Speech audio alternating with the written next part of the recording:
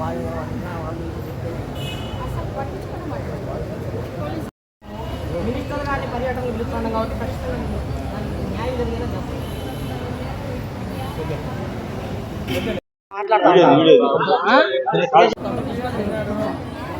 అన్నింటికి బిగాలేసి ఉన్నారు ప్రజలతో మాట్లాడితే చెప్పండి మీరు చెప్పడం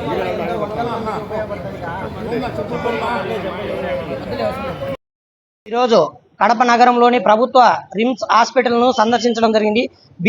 బీజేపీ యూత్ వింగ్ తరపున ఈరోజు గవర్నమెంట్ హాస్పిటల్ను పరిశీలించడం జరిగింది. ఇక్కడ పరిశీలనకు వచ్చిన మీడియా వారి సమక్షంలోనే మేము పలు సమస్యలను తెలియజేశాం.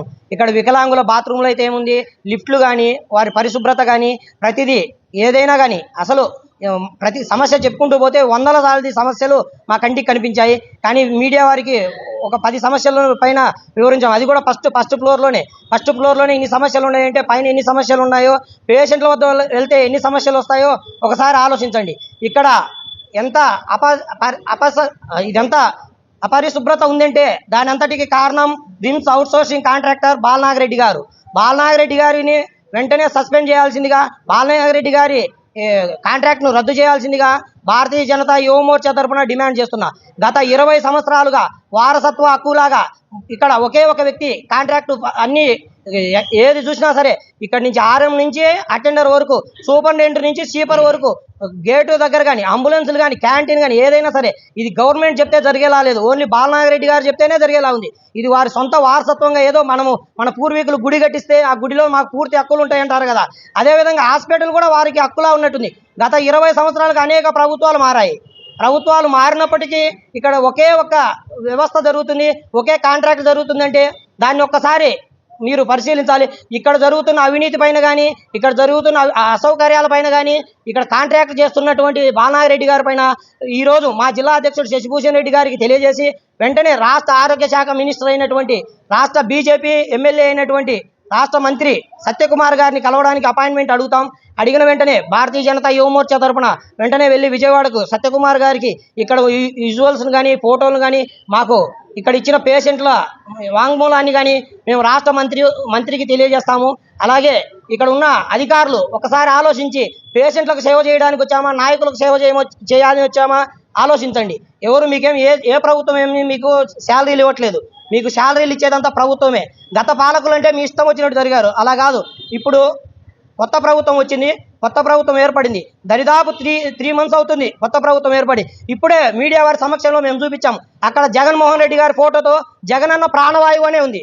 మేము గతంలోనే చెప్పాం, కోవిడ్ సమయంలో ప్రధానమంత్రి గారిని నిధుల ద్వారానే ఇక్కడ ఆక్సిజన్ ప్లాంట్ ఏర్పాటు చేశారు, మరియు ప్రైవేట్ వ్యక్తుల ఫండ్స్తో ఏర్పాటు చేశారు.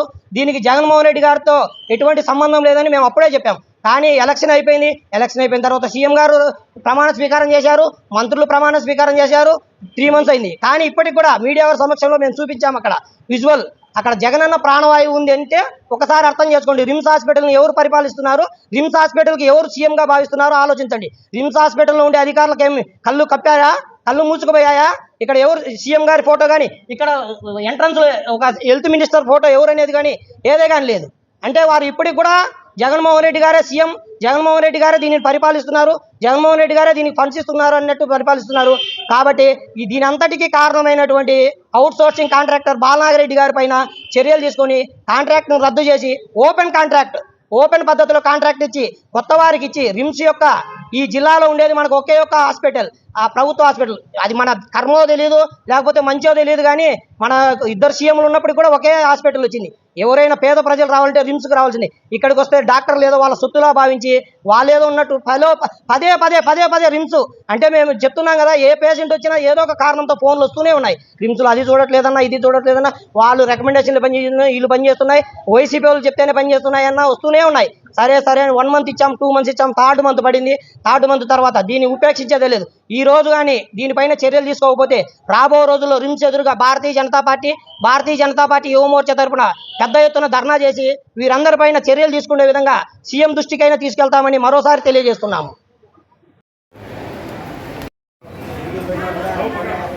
బాగు చేయని పరిస్థితి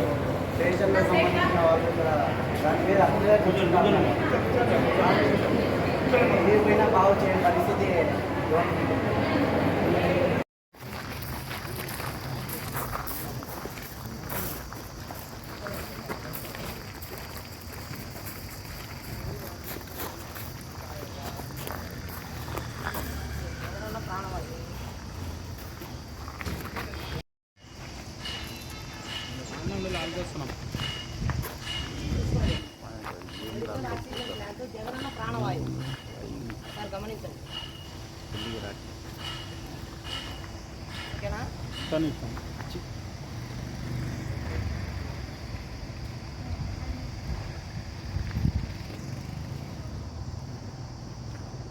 ఓకే అండి.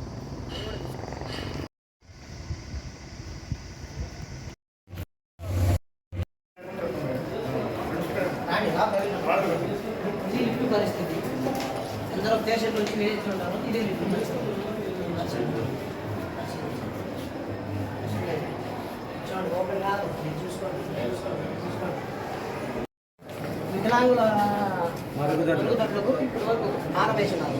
ఇటువంటి గ్రౌండ్ ఫ్లోర్లో చూడండి. ఈ మెయింటెనెన్స్ పరిశీలించండి. దీనిలో